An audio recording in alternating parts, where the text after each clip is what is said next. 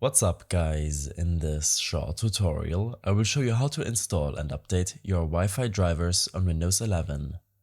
This should be quite an easy tutorial, everything you need will be listed in the description below. In your Start menu search, type Device Manager and open it up. On this window, expand Network Adapters and double-click the network adapter you wish to update. In case you don't know how your network adapter is labeled, then search for Network and Internet Settings. Open up your Network and Internet Settings window, and here select Advanced Network Settings.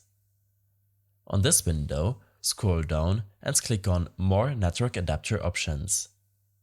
This will finally show you which network adapter you're currently using. I hope this helped you out. Leave a comment if you have any questions and see you in the next one.